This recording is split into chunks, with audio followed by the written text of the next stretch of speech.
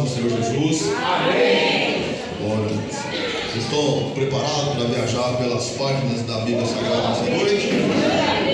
Hoje eu estou com vontade de pregar. Glória a Deus. Pega a sua Bíblia, abra comigo no livro de 2 Reis, capítulo de número 22. Vamos ler 2 versículos. Glória a Deus.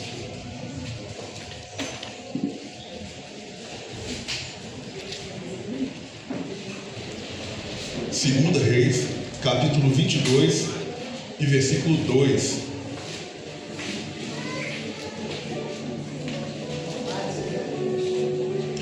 Glória ao Senhor. Aleluia.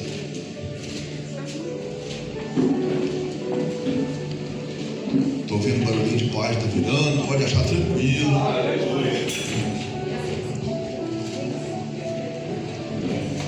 Glória ao Senhor.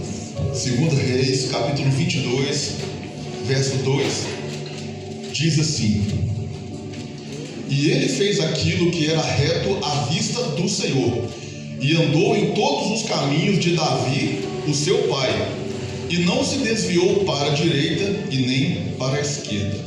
Agora vamos virar a página, capítulo 23, e o versículo de número 25.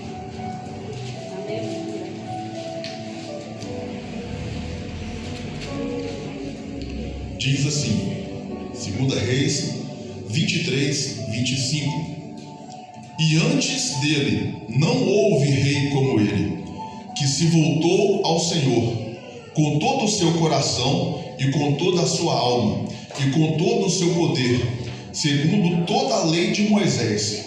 Nem depois dele se levantou alguém como ele. Amém? Glória a Deus. Glória a Deus. Pode tomar o seu lugar. Louvado seja o nome do Senhor. Glória a Deus. Irmãos, para a gente começar a falar sobre a mensagem que eu quero trazer nessa noite, eu quero que você conjecture, que você imagine aí no seu coração uma criança de 8 anos de idade recebendo a notícia que seu pai morreu em uma batalha e que essa criança seria coroado rei em seu lugar. Então essa criança, após passar por cerimoniais, ela é coroada como rei de uma nação absurdamente atópica, problemática. Porque às vezes a gente fala assim, Israel é o povo escolhido de Deus. Não é bem assim, né? Deus escolheu, mas Israel sempre vira as costas. Então Israel, se acontecer, se eles morrerem na situação deles, caixão e vela preta, está lá onde achou e ranger de dentes. O israelita, para entrar no céu ou para receber a salvação, precisa se render a Jesus, assim como eu e assim como você. Ele é o único caminho. Mas enfim, essa criança, agora, eu quero conduzir você a uma ilustração, a uma reflexão. Imagina que ele recebe uma coroa, a cabeça pequena e a coroa bem pesada. Imagina que ele recebe um cetro, um manto e toda aquela roupa e aquela indumentária de um rei. Só que quando aquela criança entra pelo palácio, que era muito luxuoso, o que aquela criança sente? Aquela criança sente cheiro de cinza de carne humana queimada. O palácio era luxuoso, mas ela olha para as mãos do pai e o que ela encontra? Sangue. Ela olha para o reino que ela acaba de assumir e o que ela enxerga? Vergonha. É uma criança. E é interessante nós entendermos aqui o que houve na vida do rei Josias, porque a primeira pergunta que a gente se faz, mas como que o rei pode governar uma nação com 8 anos de idade? Existia um conselho que cuidava do rei, a sua mãe, por nomes gentidas aqui, também era a rainha mãe, que conduziu ele até ele ser preparado e atingir a idade para que ele viesse a assumir interinamente ali o reinado. Mas, aos 8 anos, ele foi empossado como rei, porque já havia um complô para tomar o trono dele. E o que acontece? O rei agora, ele começa a se preparar. Pensa bem, o sistema que havia na época era era idólatra, era profano, era pervertido, era depravado. Escolhe o pior adjetivo que você tem na sua mente aí e que tá pouco. Coloca o pior. Você ainda vai estar sendo generoso. Era a nação de Israel na época. Era ruim. O povo era ruim. E o que acontece? Esse sistema religioso, esse sistema pagão, queria que Josias seguisse os passos de seu pai, Amon. Mas o texto que nós lemos fala que ele seguiu os passos de seu pai, Davi. Mas peraí, pastor, então a Bíblia está falando mentira, porque o pai dele é Amon, e aí ele seguiu falando que o pai dele era Davi? Nós vamos entender no decorrer dessa mensagem por que disso. Agora, eu quero trazer para você aqui esse pensamento. O sistema queria que ele desse continuidade. O sistema queria que ele fosse gado, pastando, cabecinha baixa, só seguindo a manada. O sistema quer que você seja gado. O sistema quer que você seja burro. O sistema quer que você seja conduzível. Mas Deus tem outros planos. Aleluia. O Espírito Santo de Deus tem outros planos. Então Josias agora, ele começa a assumir o trono ali sob tutela de sua mãe, sobre o conselho, e passam-se 8 anos. Então quando Josias ele faz 16 anos de idade, ele começa a buscar o Deus de seu pai, Davi. Não era o Deus dele, a Bíblia não fala assim, ele começou a buscar ao seu Deus. Não, ele começou a buscar o Deus de Davi, seu pai. E quando ele começa a buscar a Deus, ele vai para o templo. Ele manda ali o sacerdote, ele manda ali seus oficiais, ele manda ali pessoas que estavam a seu respeito, estavam ali sob seu comando, a seu serviço. Vai lá no templo e pega o dinheiro que está entrando lá, e esse dinheiro agora acabou a farra. Você vai pegar e vai pagar os pedreiros, você vai pagar os levitas, você vai pagar o sacerdote, todo mundo está trabalhando lá. Essas paredes rachadas, você vai consertar. As madeiras que estão cheias de cupim, arranca esse tem fora e coloca nova. Essa pintura que está cheia de coisa aí, não, você pode acabar com esse negócio tudo e fazer tudo novo. E eu quero te dizer aqui, irmão, agora que eu quero entrar com os 2 pés no peito para chocar as pessoas que não têm uma profundidade bíblica. Às vezes a gente acha que a Bíblia ela está aqui para narrar um Jesus tipo hippie, assim, ó, escutando Bob Marley, fumando aqui, né, a cannabis. Não, isso não existe não, irmão, né? Jesus não está aqui, one love, one heart. Não, Jesus ele expõe a podridão do ser humano. E a nação de Josias aqui, você sabe qual era o tipo de culto que era prestado para Deus? Pega em Amós 2,7, que a cultura era a mesma. Amós 2,7 fala que o pai, mas o filho, saía de casa e ia para dentro do templo, pegar uma prostituta e creu.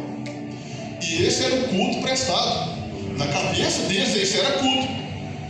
Aí, nós observamos aqui na cultura aqui do Vale de Inom. O que era o Vale de Inom? Uma estátua de bronze gigantesca com as mãos dessa forma, onde as pessoas pegavam os seus filhos e eles colocavam fogo naquela estátua e colocavam os bebês para serem queimados em sacrifício ao Deus, que era Ashera ou Acera ou poste ídolo, que é o que você vai encontrar aí na sua Bíblia. E isso era o culto. Aí eles tacavam tambor, tacavam tabaco e música para abafar o som dos bebês, gritando enquanto morriam queimados.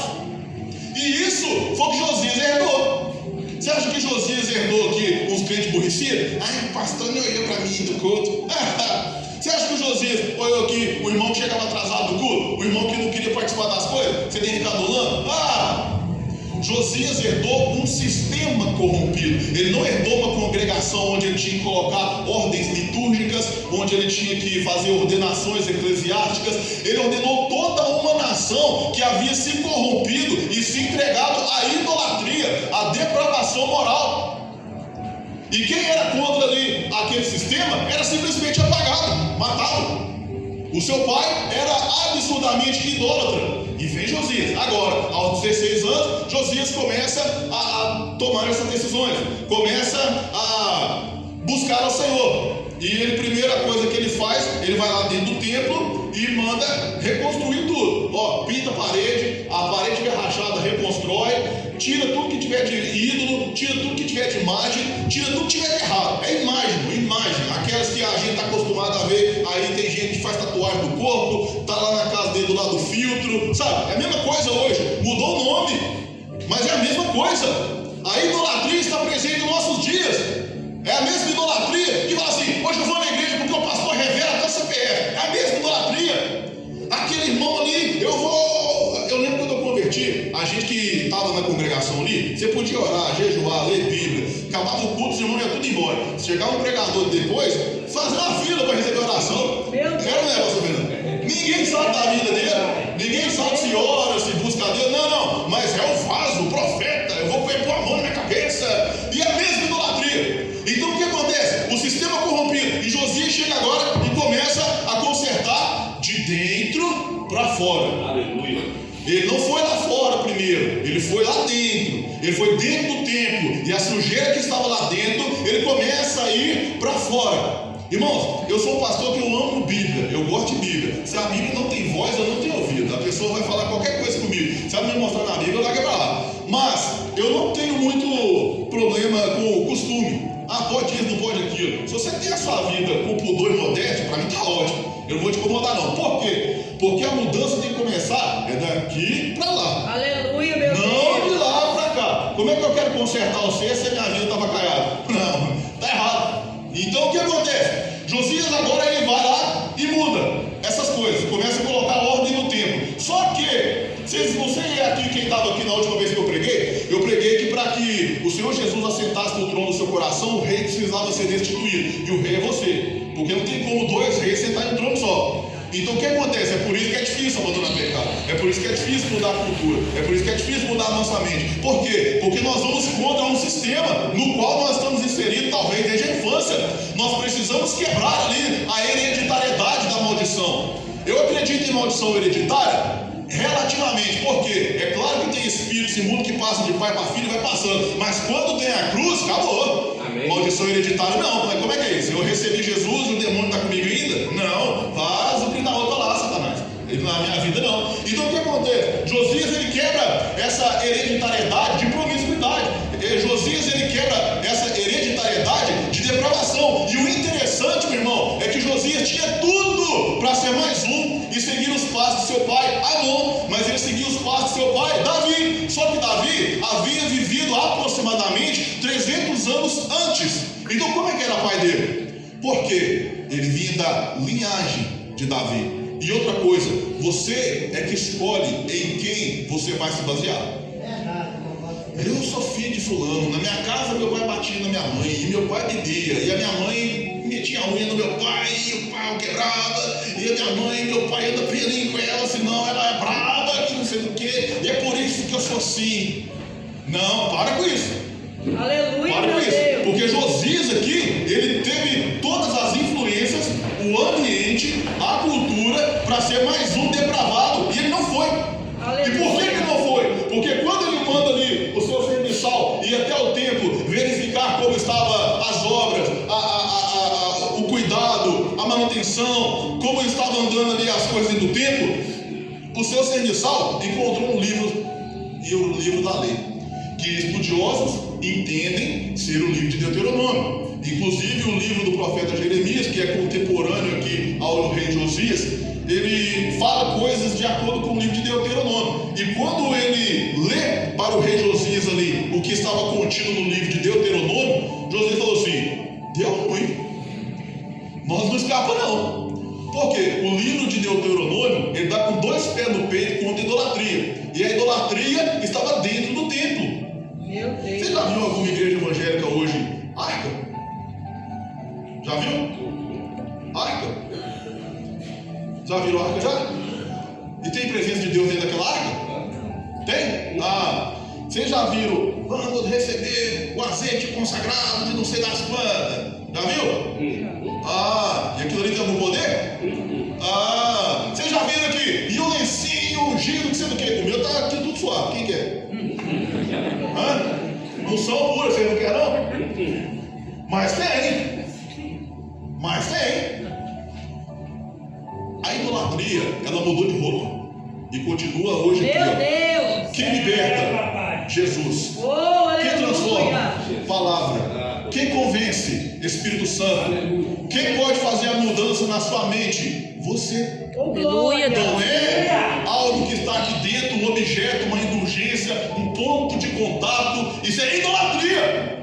Idolatria gourmet. Não, mas eu não dobro meus pés no pé da perecida, mas dobra no qualquer coisa que está dentro da Meu igreja. Deus. Vou fazer uma fila aqui no Vale do Sal. Irmão, eu estou falando essas coisas, é coisa que acontece hoje. Graças a Deus aqui no tempo normalmente não tem nada disso. Mas hoje você pode achar, procurar que você vai achar. Passa aqui no Vale do Sal, e passa aqui não sei do que, e as 7 unções, e não sei do que. Não. O sistema está hoje infiltrado dentro de nossas casas, dentro de nossa igreja. Só que como o rei Josias, ele não deu as mãos para o sistema. Eu não posso dar as mãos para o sistema. Você não pode dar as mãos para o sistema. E eu quero dizer para você uma coisa: a responsabilidade de transformar a sua mente não é aqui minha, não é dos pastores, não é do seu irmão, não é do seu pai, não é de sua mãe, não é do seu marido, não é de sua esposa. É sua. É sua, porque você também tem a mesma acesso à palavra de Deus. Quando Josias ele lê ali, ele ouve ali o livro do Deuteronômio, que fala assim, ó, bênçãos decorrentes da obediência, Deuteronômio 28. Só que aí até o verso 14, ele fala assim, maldições decorrentes da desobediência. Ele lê aquilo ali e fala assim, tá tudo errado. Tá tudo errado. Ele tem um choque tão grande que ele rasga suas roupas toda na hora. Em sinal de temor, em sinal de vergonha, em sinal de arrependimento, em sinal de luto. A nação estava morta e ele era o rei. A sua vida talvez esteja morta e você é o rei. É você que comanda a sua vida. Ah, meu Deus, eu quero ganhar muito, mas não lê uma linha de um livro. Vai ganhar? Como é que vai melhorar o salário? Fala para mim. Não, Deus, eu vou colocar um voto de R$1.000 e o senhor vai abrir a porta para mim. Para com isso, não. Isso não existe. Meu Deus. Isso não existe. Nós somos responsáveis pela nossa vida. Nós precisamos quebrar esse ciclo. Ah, mas na minha família ninguém estudou, na minha família ninguém fez aquilo, na minha família não sei do que.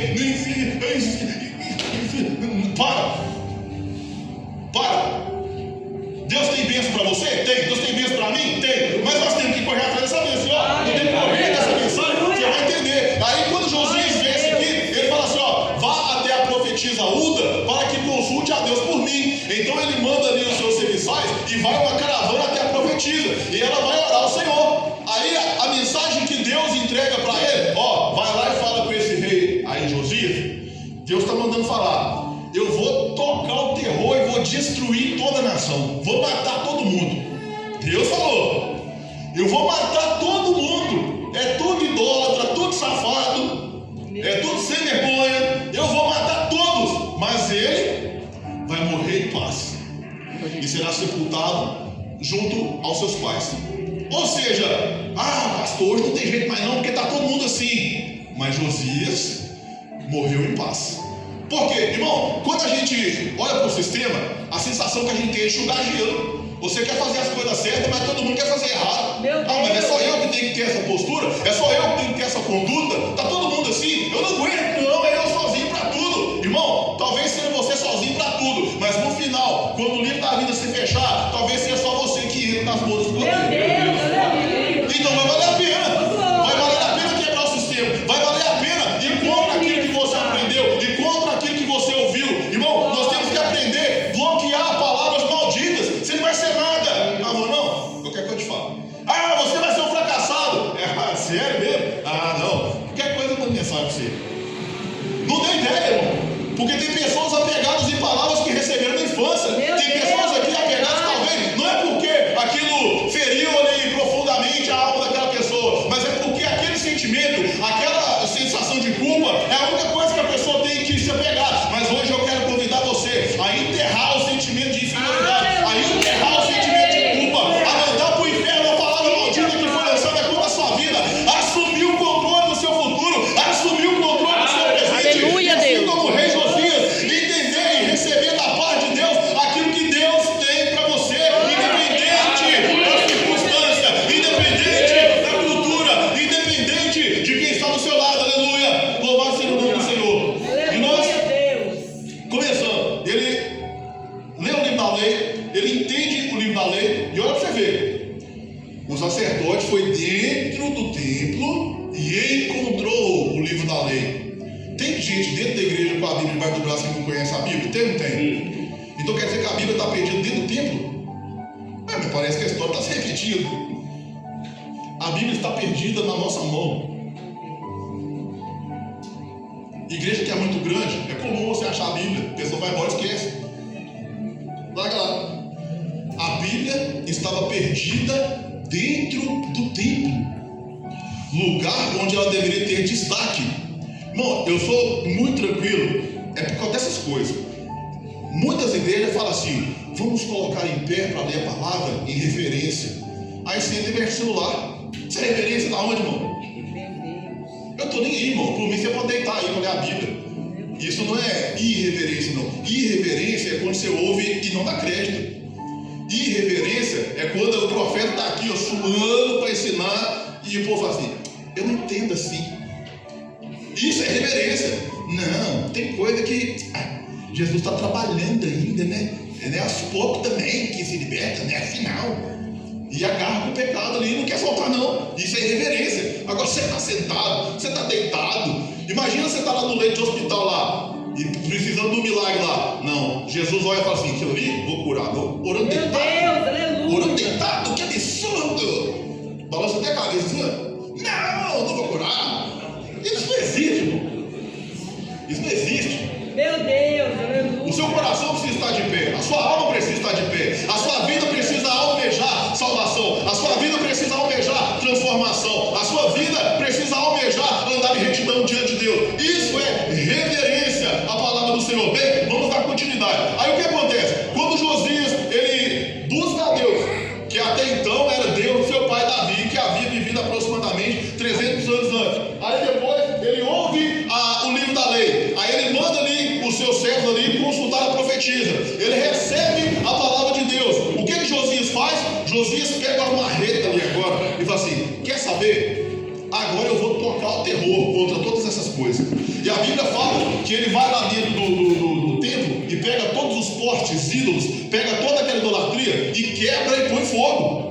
Ele pega tudo que tinha de errado ali, os sacerdotes, os falsos sacerdotes, e existiam sacerdotisas, que entenda-se como prostituta, que ficavam tecendo ali tendas para Deus a Aserá. E ele pega aqueles falsos sacerdotes, pega aquelas prostitutas cultuais, pega todas aquelas pessoas que estavam servindo no culto pagão e põe tudo para fora. Vocês são daqui, Satanás do inferno. Aqui dentro vocês não vai dirigir mais nada.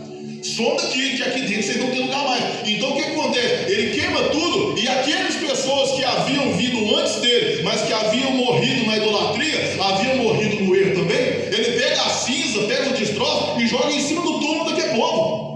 Joga em cima do túmulo de todo mundo. Para quê? Para criar um choque na nação. Para mostrar, tá vendo aqui, ó, morreu, mas leva lá para onde você tiver a sua idolatria. Leva lá para onde você tiver. Irmão, eu quero aqui abrir um parênteses para você pensar. Tem muita gente que fala assim: mas eu não consigo fazer isso aqui porque lá em casa é difícil.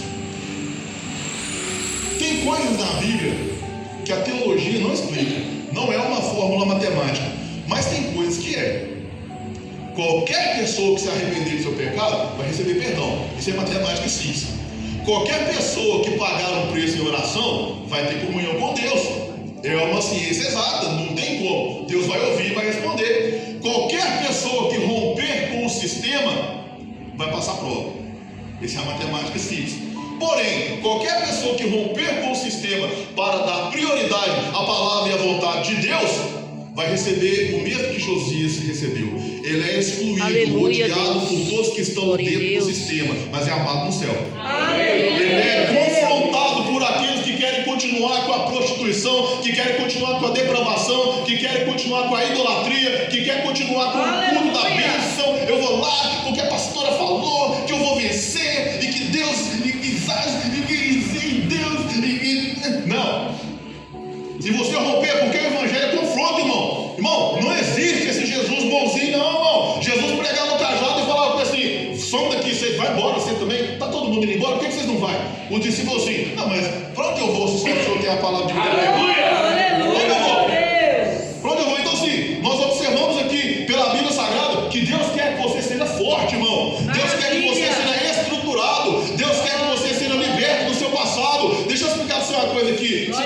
Eu não sei se todo mundo sabe o que é neuroplasticidade. Aleluia. Antigamente, a pessoa pensava assim: ah, mas eu sofri isso aqui quando era criança, é por isso que eu sou assim. Hoje a ciência, a terapia, a psicologia, a psiquiatria, eles sabem o que é neuroplasticidade. Imagina que a sua mente é um jardim, cheio de mato, cheio de flor, cheio de qualquer coisa. Aí você começa a passar por um determinado rota daquele jardim, vai criar um trilho, aquele trilho vira um caminho e ele fica fácil. Ou seja, todo dia que você precisa deslocar de ponto A a ponto B, você passa pela trilha, você está acostumado. Isso se chama trauma. Só que a neuroplasticidade, ela entende o quê? Que quando você tem um trauma, que quando você se comporta de uma determinada forma por causa de um trauma que você sofreu, o seu cérebro criou essa trilha, o que você precisa fazer é confrontar o trauma e passar de novo por cima do mato. Por quê?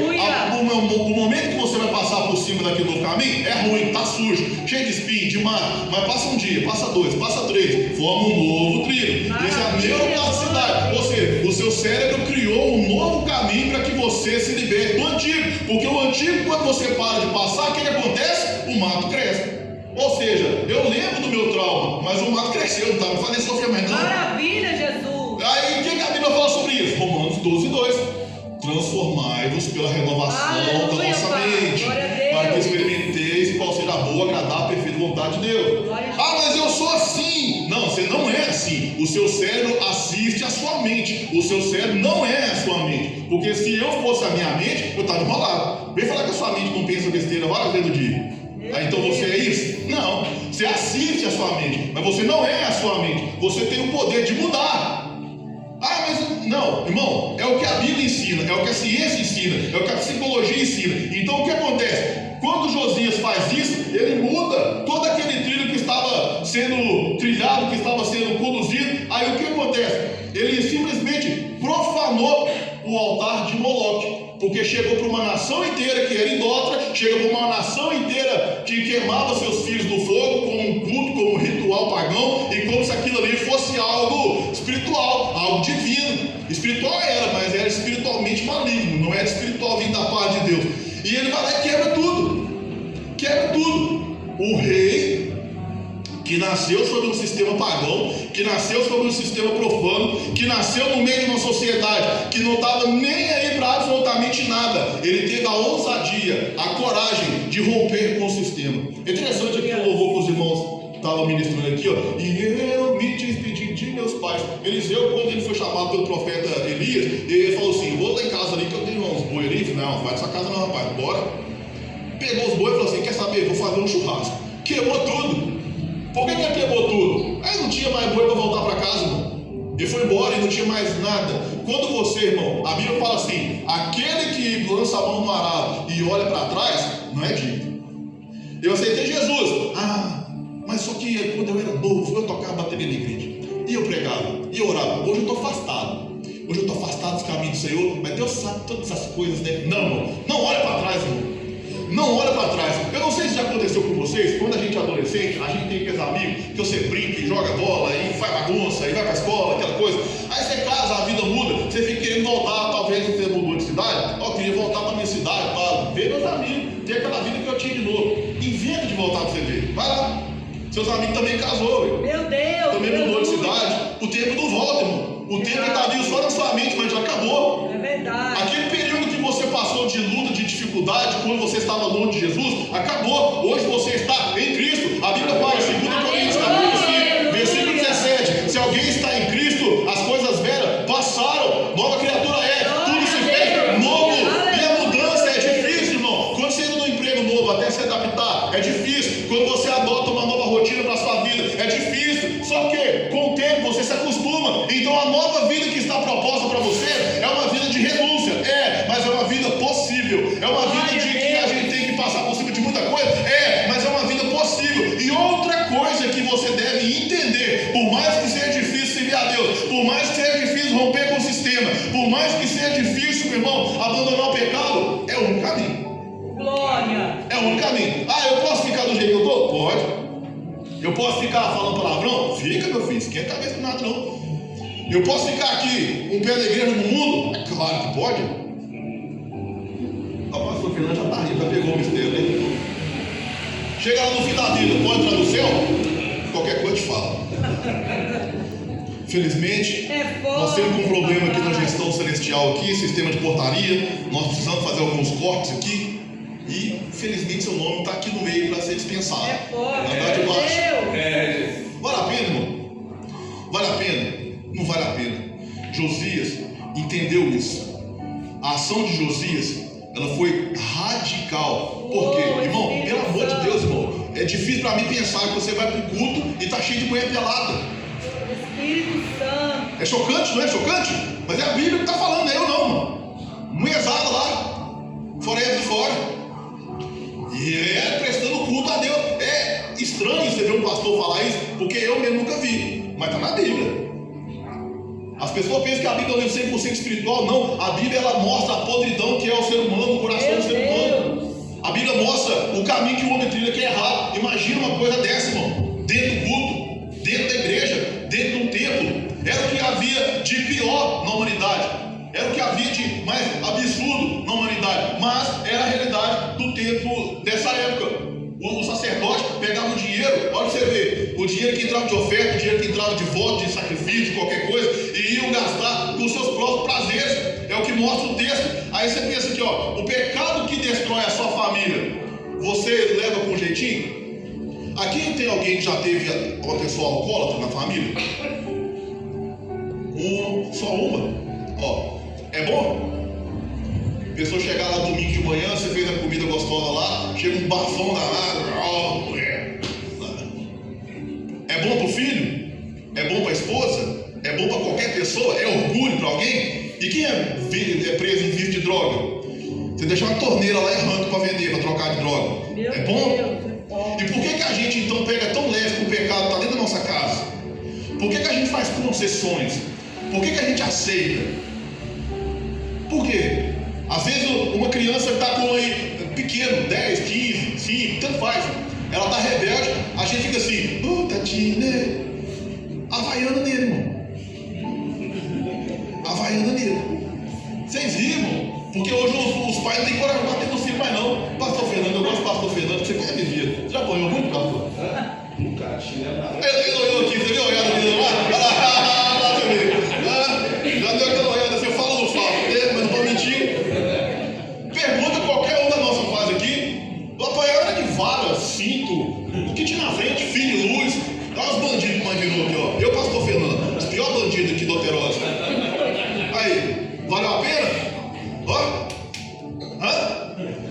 eu tô te batendo, mas por que eu tô apanhando? Não importa, você vai saber na hora certa. Lenha, né? Pronto, acabou. Irmão, isso é a psicologia dos anos 80 e nós passando. Eu não sei por que eu tô te batendo, não, mas você sabe por que você tá apanhando. E toma. Ó, mas a realidade é essa, irmão. Aí criou aqui, ó, adultos casca grossa, que não tem medo de barato, que sabe trocar a receita do chuveiro, troca o pneu do carro, bate uma laje, tem carro na mão, entendeu? Trabalha em dupla jornada para cuidar da família. Maravilha, Né? Jesus. Agora tem uma geraçãozinha aí, claro que não é toda, não pode generalizar, mas a geração de hoje que os pais poupam, ele vai para a rede social e posta fotinha assim, para ele vai espirrar e fala assim, palavras machucam. Ah, irmão. Isso é homem? As varoas aqui, ó, as bonitonas que tá solteiras aí. Vocês querem um maridão desse? Ai, nossa. Vocês querem? Ninguém quer, irmão. É verdade. Mas é engraçado, eu estou falando aqui, o pessoal ri, é engraçado, mas para que rompa esse ciclo de fraqueza, é interessante você pensar, meu irmão. Aqui, eu estava meditando na palavra no decorrer da semana e Deus estava ministrando no meu coração o seguinte: é muito bom a gente ver quem gosta de futebol. Eu não gosto de nenhum esporte que tem bola, futebol, basquete, vôlei, nada disso. Eu gosto de outras coisas, mas a maioria das pessoas gosta de futebol. Você vê a pessoa ir lá levantar a taça, é bonito. Mas procura um vídeo aí, jogador com câimbra e o massagista tirando na câimbra dele lá. Ele pega um porrete, roça na canela dele assim, ó. Ele não caga porque ele tá com vergonha. Porque sente dor, é lesão, rompe músculo, tem que tomar remédio, mas não pode tomar remédio porque o remédio atrapalha na recuperação. Você vê um atleta, um herói, você pega um bombeiro que recebe uma medalha de condecoração ali, para ele alcançar aquela medalha, ele se lascou, sofreu muito. Ou seja, para que você tenha êxito na sua vida, o caminho é o sofrimento, irmão. Meu Deus. Um atleta, para ele brincar no dia do jogo, ele tem que sofrer demais no dia do treino. Verdade. Um atleta igual eu gosto de pegar peso lá assim. Se você pegar peso da forma errada, o peso quebra seu braço. Ele rasga seu músculo. Ele arrebenta seu tendão. Ele te cria uma toma. Qualquer dia que você que gosta de treinar, vamos comigo treinar as perninhas. Só pra você ver. 2 dias depois você tá assim, ó. Custando descer um degrau de escada. É, meu irmão? Hã? A minha esposa é esse sotaquezinho do Ceará, ela tá assim. Toda quebrada. Por quê? Para ser forte, irmão, você precisa pagar um preço, que é de dor, que é de dificuldade. Então, para romper com um sistema que talvez seja geracional, que talvez esteja na sua vida, na sua família há muitos anos, é necessário você pagar um preço de dor, de angústia, de confronto. Quem aqui já fumou e abandonou o vício de cigarro? Tem alguém? É fácil? Glória a Deus. Você fica nervoso, a pressão sobe, você fica numa tremedeira, e é uma coisa assim, até que passando o tempo, a neuroplasticidade cria uma nova trilha, você lembra que você fumava, mas você não aquece mais não.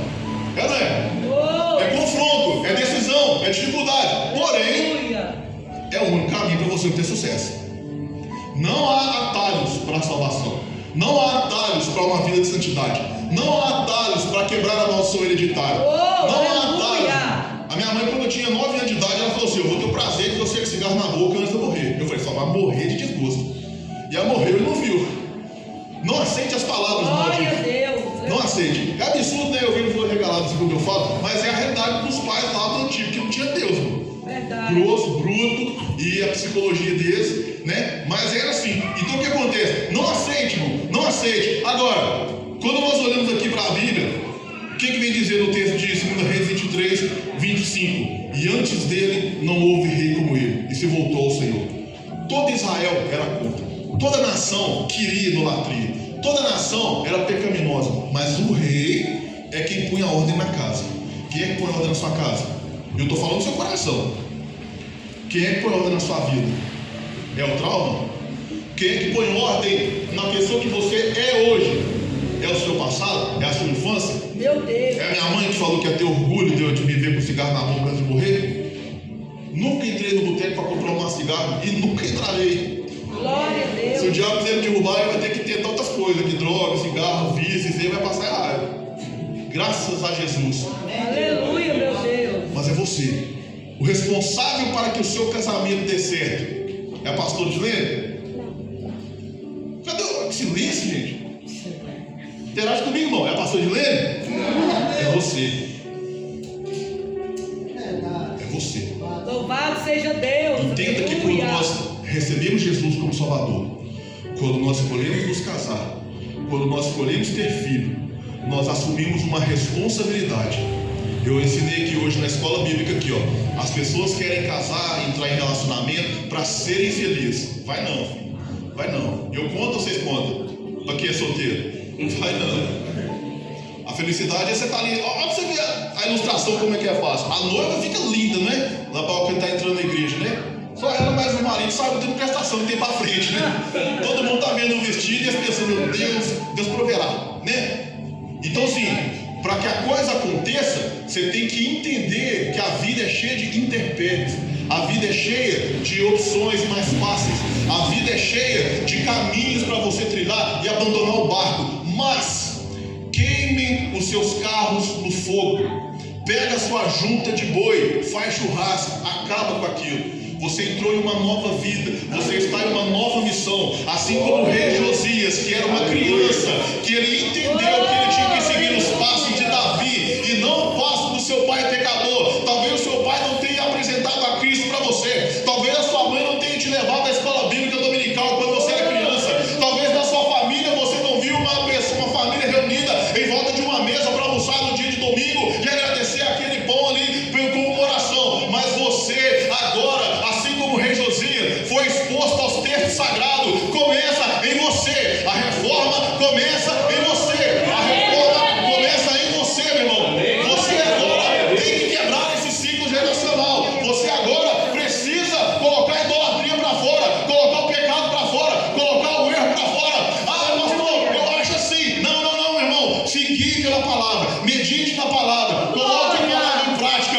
É a palavra que vai te libertar, meu irmão. Eu prego de forma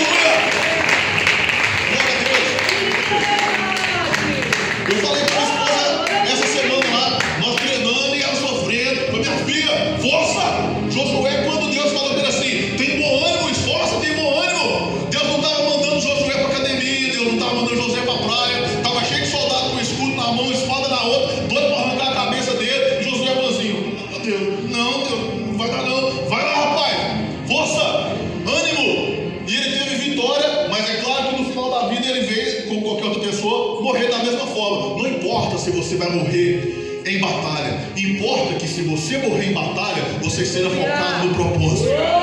Não importa se você vai morrer no decorrer da caminhada. Importa que você esteja rumando para o alvo que é Cristo. Não importa, meu irmão, se você vai passar por tribulação, se você vai ser rico, se você vai ser pobre, se você vai ter abundância, se você vai ter escassez, se você vai estar na altura, se você vai estar na profundidade, se você vai passar pela espada, se você vai passar por qualquer outra intempérie dessa vida, importa que nada separa você do amor que está em Cristo. Louvado seja o nome do Senhor. Irmão, nós como igreja viva, nós precisamos entender que nós temos uma missão. A nossa missão é nos transformar, para depois os crentes transformados, transformarem outras pessoas. Meu coração precisa ser transformado para que depois a nação seja quebrada a idolatria, seja quebrada a depravação, seja quebrada a prostituição. Mas o templo tem que estar limpo, o templo tem que estar adornado, o templo tem que estar renovado. O templo é você, meu irmão. 1 Coríntios capítulo 3, versículo 16. Não sabeis vós que vós sois o templo de Deus e que o Espírito de Deus habita em vós? Mas no versículo 17 diz assim, ó: se alguém destruir o templo, Deus o destruirá. Aleluia, Deus. Destrua o templo, não destrua a você. Abrace o chamado, abrace a promessa, abrace o evangelho, abrace uma vida espiritual, uma vida santa. Rompa com o pecado, rompa com a preguiça, rompa com o trauma. Deixa para trás tudo aquilo que fez você se distanciar de Deus.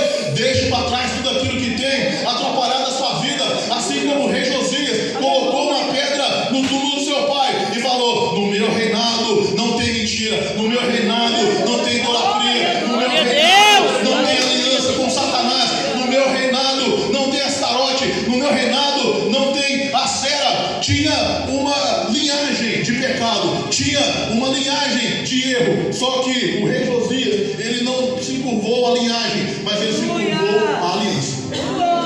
Ele não se curvou à linhagem, mas ele se curvou à aliança. Você não precisa se curvar à aliança do seu pai. Ah, mas meu pai, irmão, eu com 9 anos de idade, a minha mãe tinha os namorados dela, que os namorados dela já tinha outros namorados também, e era aquela fusaca.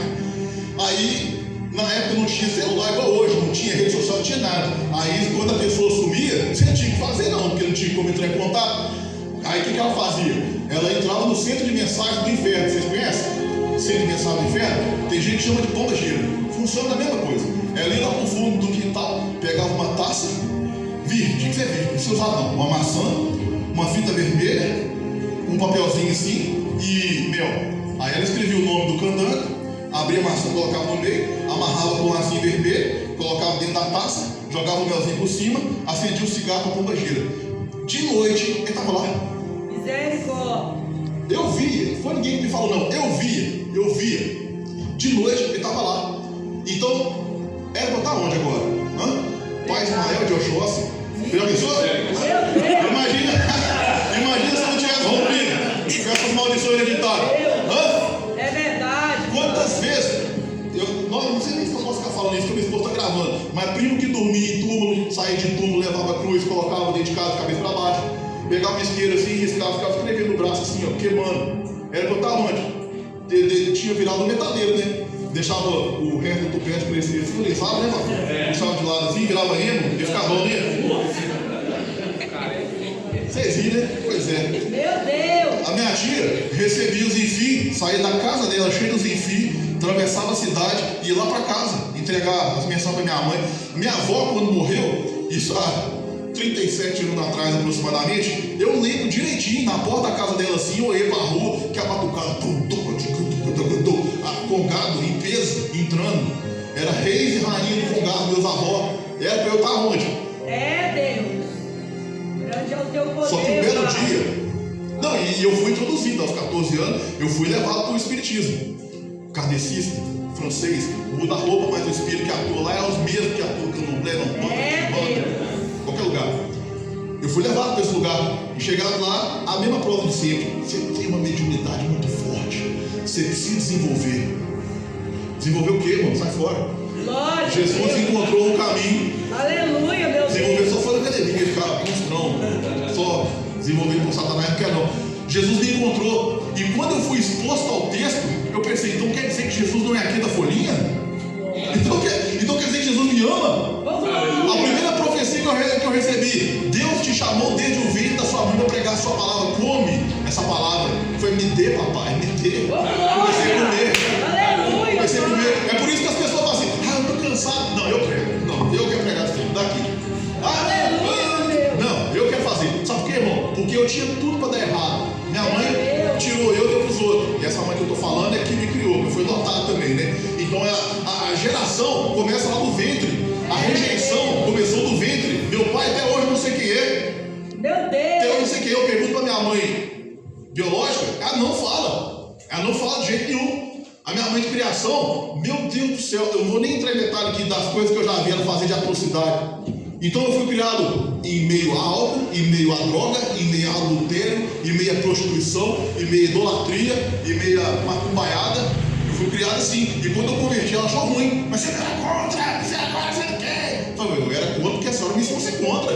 Eu não tinha opção de escolha, não. Quando eu fui exposto ao texto, não, peraí, isso aqui é o caminho. Não, peraí, isso aqui é verdade. Não, peraí, isso aqui é a vida. Sabe por quê? Irmão, eu tenho o meu maior medo, já estou caminhando aqui para a parte final. O meu maior medo quando eu prego o evangelho, quando eu ensino, sabe o que é? É as pessoas seguirem o evangelho sem Cristo. É o evangelho que você vem para a igreja, sua roupa é de crente, você fala como crente, mas você não ouve Deus. Você não tem nenhuma experiência com Deus. Deus nunca usou você para nada. Eu tenho medo absurdo disso, porque o evangelho hoje é assim. Coaches sobem aqui e te conduzem a uma emoção neurológica e você sai aqui extasiado, achando que é Deus. Não é não, é técnica. Técnica. Só que na época que nós convertemos, você acha que as pessoas chegaram para mim, Ismael, lê a Bíblia, busca conhecimento, para você pregar com propriedade? Não, eles falavam assim, não, eu estou precisando arrumar um emprego, vai orar e jejuar. Não é estudar, fazer currículo, levantar, não, vai orar e jejuar, que Deus vai abrir a porta. Eu estou precisando da vitória da hora. Não, nós vamos para o monte, vamos orar. Então eu fui ensinado a orar. Então o que acontece? Como eu fui ensinado a orar, quando a primeira vez que eu expulsei o demônio, eu fiquei doido, eu fico doido. Eu colocava a mão na cabeça da pessoa e ele voava longe assim, ó. Ele caía longe assim. E eu falei, o que Deus está usando esse negócio? E aquilo ali eu vibrava, porque como que eu fui criado no meio da macumba? Como que eu fui criado no meio de pessoas sendo endemoniadas? Como que eu fui criado no meio de pessoas recebendo os enfim lá? E agora eu estou na linha de frente contra aquele inimigo. Irmão, nós temos que abrir os nossos olhos e entender que é para você uma vida cheia do Espírito. É para você uma vida de sinais. É para você uma vida saudável espiritualmente. É para você, mas você precisa escolher quebrar a linhagem e se curvar a aliança. Aleluia!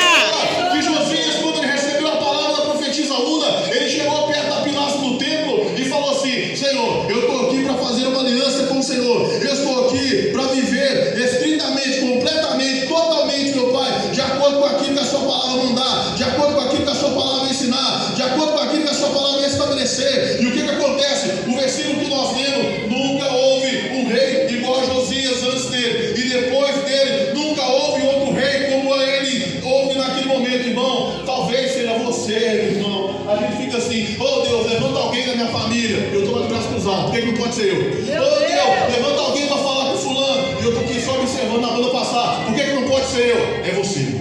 Aleluia, É Deus. você. Eu não estou na sua casa nas madrugadas quando Satanás vem através de um pesadelo te afligir. Eu não estou na rua com você quando você passa por uma adversidade. Eu não estou no seu coração quando você entra para o banheiro para chorar escondido. Eu não estou com você quando você deita lá na sua cama e cobre a cabeça e as memórias te trazem dor, te trazem aflição. Eu não estou com você nos seus piores momentos, mas o Espírito Santo de Deus está. E o Espírito Santo de Deus me traz aqui nessa noite para dizer que você pode escolher uma vida honrada. Você pode escolher, meu irmão, uma vida que vai trazer a você momentos de força. A Bíblia fala que nós temos que colocar o capacete da salvação. O que é isso? A minha mente entender que é salva, não importa o que aconteça. A minha mente entender que Jesus me chamou para uma grande obra, não importa o que aconteça. Como a Bíblia fala ali no livro de Neemias, que Sanballat e Tobias chamaram ele para descer do altar. Ele estava construindo um muro com a colher numa mão e com a espada na outra. Eu estou trabalhando, mas se vier a espada está aqui. Desce aí, rapaz, vamos ali, vamos conversar. Ele simplesmente olha para aqueles dois e fala assim: não. Deus me chamou para uma grande obra e eu não posso parar.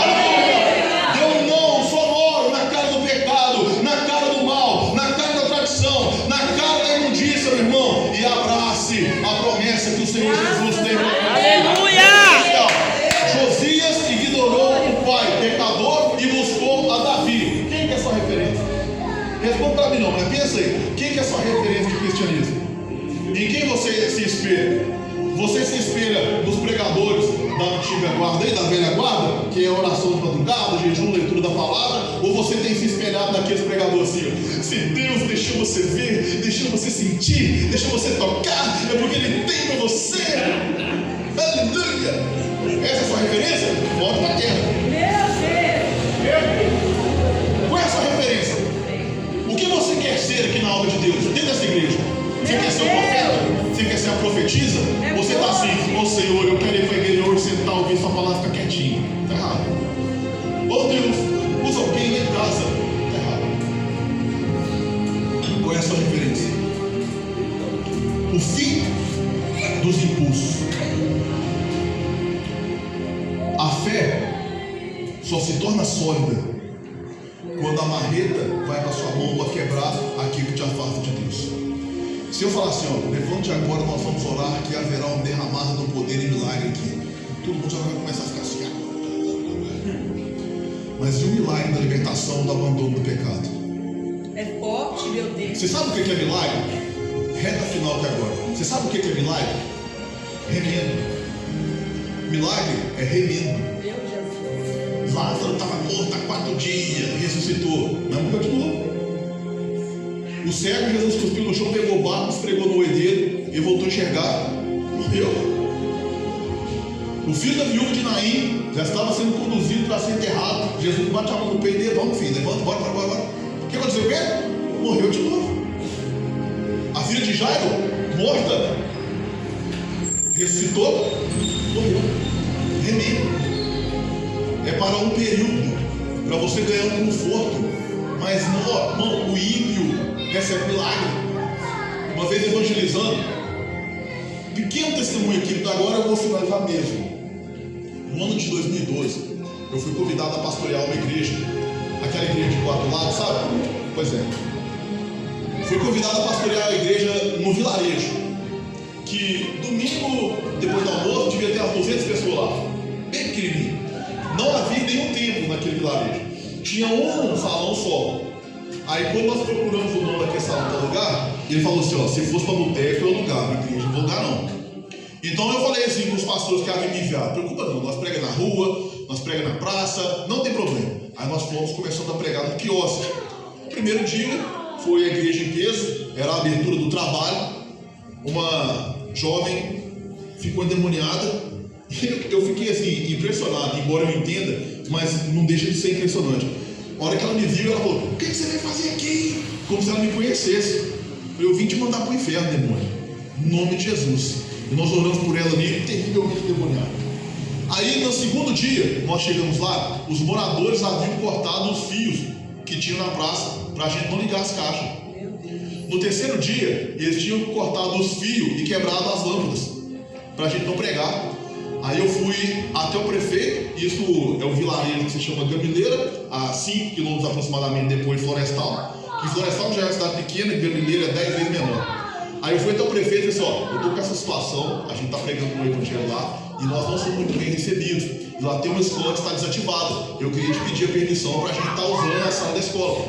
O prefeito falou comigo assim, não, aonde eu não entro e a polícia não entra, você entra, pode ir.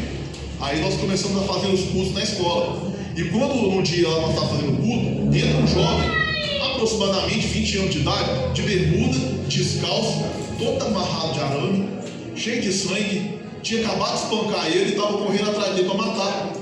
E ele entra correndo dentro daquele salão ali, daquela sala da escola ali, socorro. Eu falei, senta aqui, ninguém vai te matar você não. Que o pastor que é meio doido, bro. Se eu tiver que enfrentar um revólver, eu não estou nem não. Eu sei que eu estou indo para o céu mesmo, né? Então, senta aqui. E ele ficou ali, na marra, né? Porque quando o Espírito Santo às vezes quer convencer a pessoa, ela não ouve, mas o diabo atrás com a arma, ele vira crente na hora. Sentou lá e ouviu o culto todinho. Aí acabou o culto, coloquei ele dentro do meu carro, levei na porta da casa dele e entreguei pro pai dele. O pai dele falou assim, eu já falei várias vezes, mas o caminho que é esse, uma hora ele não vai ter essa sorte não. Então a igreja estava fazendo o seu papel. Aí nós evangelizando lá, o macumbeiro, que morava com a sua mãe de aproximadamente 45 anos, ele estava com a mão assim, e no momento da oração, diante dos olhos de todos, a mão dele fez assim. Ele foi salvo naquele momento? Não. Mas recebeu milagre? Sim. Milagre é remendo. Não deposite a sua fé em remendos. Deposite a sua fé naquilo que é eterno, a palavra, Aleluia. Novo nascimento, vida com Glória Deus, a Deus. aliança. Faça uma aliança com o Senhor. Aleluia. Faça uma aliança hoje.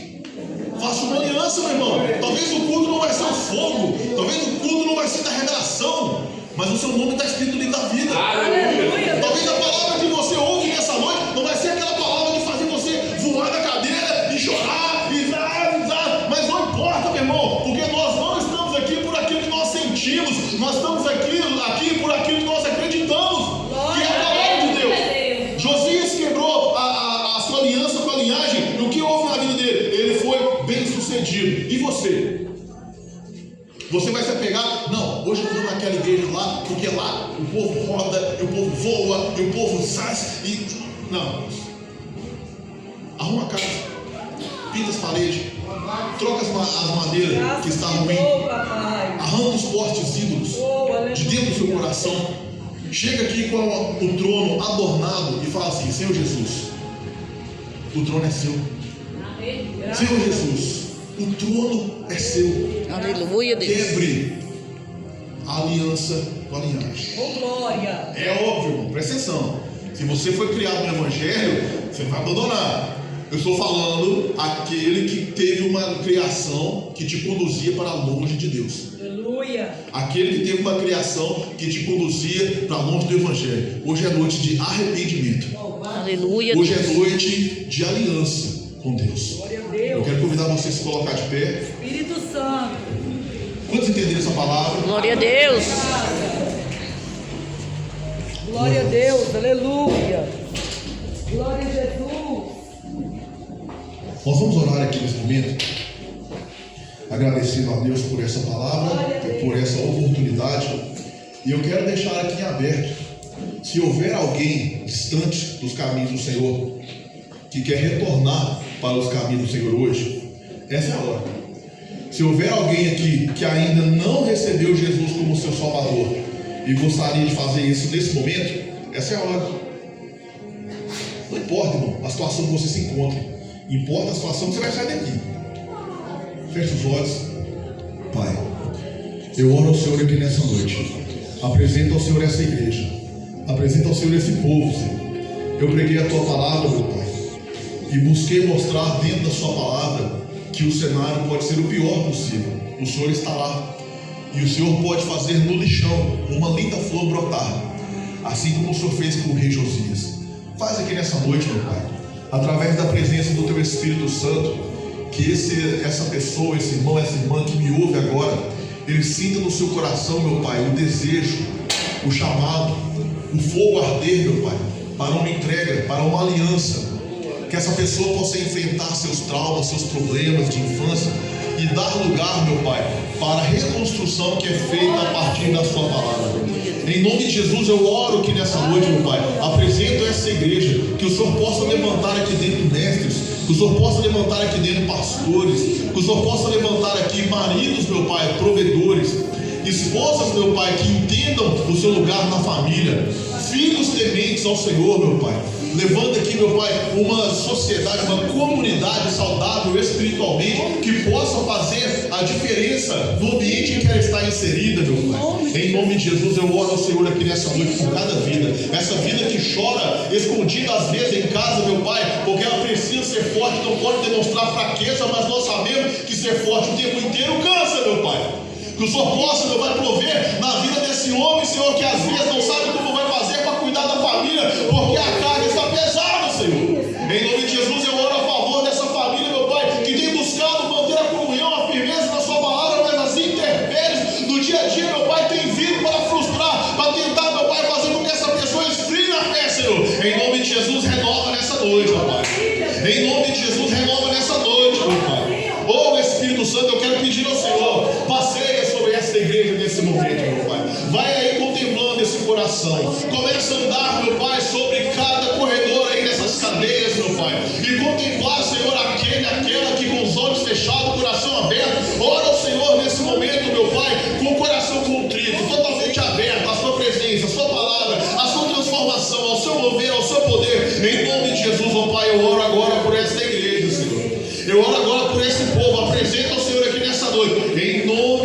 Jesus de Nazaré, Deus Pai.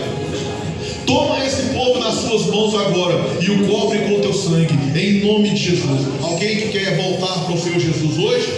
Eu não vou insistir. Se tiver, levanta sua mão. Quem convence é o Espírito Santo. Alguém quer fazer uma aliança com o Senhor Jesus hoje? Toca, Deus. Não havendo, quero devolver o microfone a quem de direito. Agradeço pela minha oportunidade. Aleluia. E até nosso próximo encontro. Louvado seja o nome do Senhor. Estiver